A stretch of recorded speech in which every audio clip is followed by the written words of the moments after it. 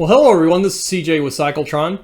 My latest video was an overview of the tune and mods that I had to my 2020 Katana done down at More Mafia in Taylor, South Carolina.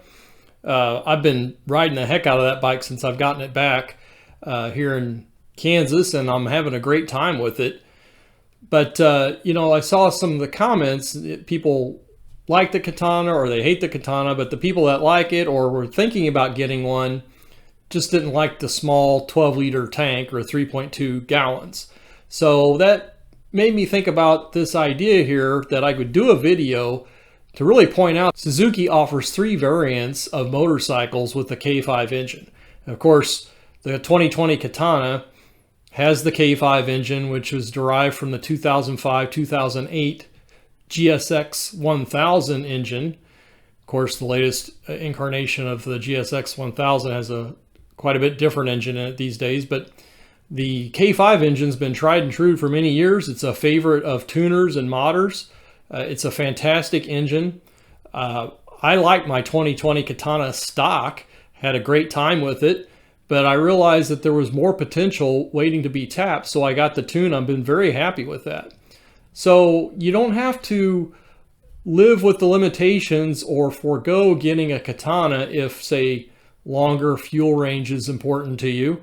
I've had that bike for over a year, and I typically am filling up at the 100-mile mark, which leaves me about a 35-mile reserve before empty. So that may be more frequent gas stops than you might have with, say, a bike with a 200-mile fuel range. That's okay. But, you know, if you have different set of priorities, you could go with the GSX-S-1000, the Street Fighter look or more extreme naked looking bike.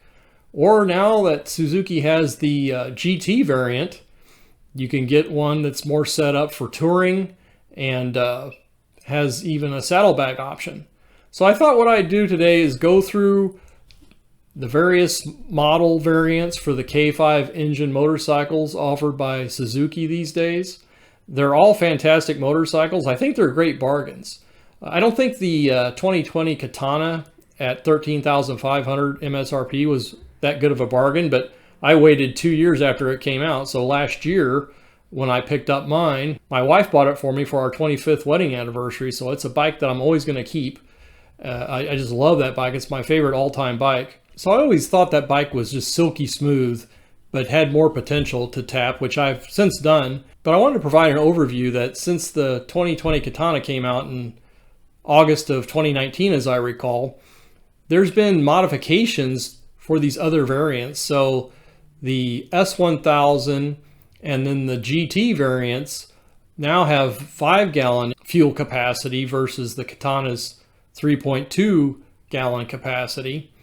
All 3 bikes have traction control, 3 levels of traction control.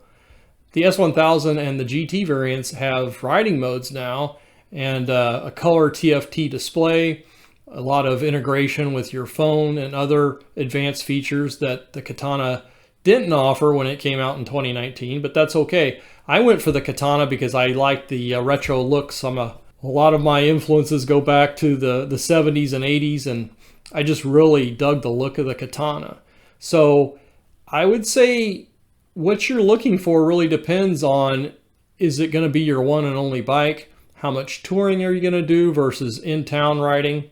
So let's kind of hit some of the highlights here. Also at the end of the video, I've got maybe a 12-second segment of what my Katana sounded like pre-mod by More Mafia, and afterwards, after I got it back. So you'll hear the difference in the exhaust note, just to get a feel for how that could go. I would say with any of the K5 variants offered by Suzuki these days, I would get any one of them tuned that if I ended up buying one of them. I think it really unleashes the full potential of these motorcycles. And they're just fantastic bikes to begin with, and they can be made even better in my opinion. Also, the S1000 and the GT variants now come with quick shifters. That's not offered on the 2020 Katana. I suppose you could upgrade to one aftermarket if you'd like. some people were asking if the mods, or the tune rather, resulted in poorer fuel mileage for my Katana. And I went on about an 80-mile ride this morning, and I computed the fuel efficiency, and I got 42.5 miles per gallon. And I was riding it more or less normally, maybe a little more enthusiastically now that I've been having fun with the tunes and the mods that I just had done on the bike. But nothing real crazy. That's really about the same mileage as I had before. I don't know that it's changed much at all. Maybe per the spec sheet, it's 43 miles per gallon, but I think that's about what I've always gotten, around 42.5. So I think the tune has made the bike run more efficiently. But again, I'm riding it a little more enthusiastically, as they say. So I'd have to say, you know, which bike would you get? Again, it depends if it's going to be your one and only bike. If I was going to do some mixture of touring or long distance riding, it would be probably between the S1000 and the GT. If I was going to go two up, I would definitely go with the GT. And especially if I was going two up and longer distances, I would go with the GT Plus. So for $650, you get the hard bag option. Each bag's about 25 liter capacity. Very nice looking, very well integrated with the bikes.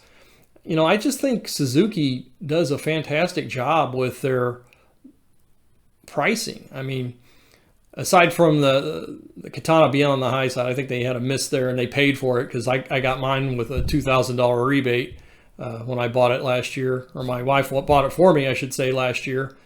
You can get the S1000 for around $11,000. You can get the GT for around $13,000. I mean, these are tremendous value motorcycles, in my opinion. Certainly, you can get more expensive touring bikes, more expensive street fighter bikes. I mean, if you wanted to get a Ducati Street Fighter, that's going to set you back $25,000. I think for most people, the capacity or the capabilities of a Ducati Street Fighter are going to be well beyond the riding ability and the everyday riding style of most people. And I think any of these three K5 variants offered by Suzuki are, I wouldn't say the word practical, but reasonable, and they match what most riders would be utilizing on a day-to-day basis under normal circumstances, albeit can be sporty circumstances. These bikes are very spirited. Now, I've ridden the Katana, as I said, for over a year and a half. I haven't ridden the S1000 or the GT variants. Suzuki had a demo day here recently, and I elected to ride the Gen 3 Hayabusa.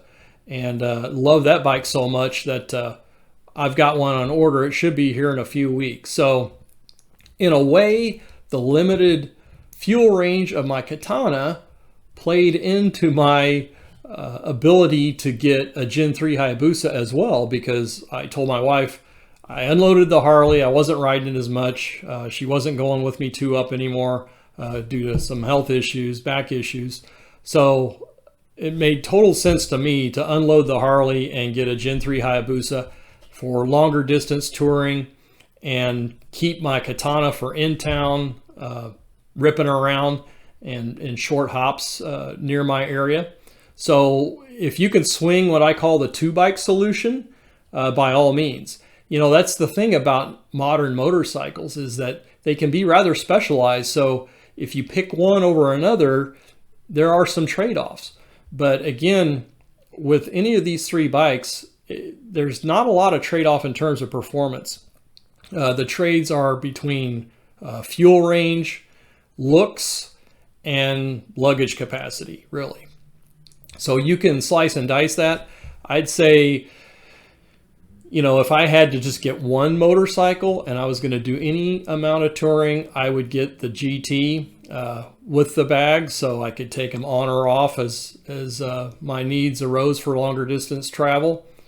But that's my thought about it.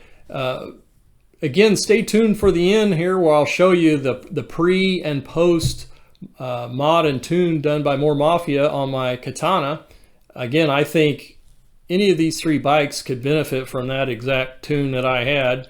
Whether or not you do An exhaust upgrade is certainly up to you, but thought I would show you or let you listen to the difference and see if that might fit for you in terms of what a K5 can do with one of these variants.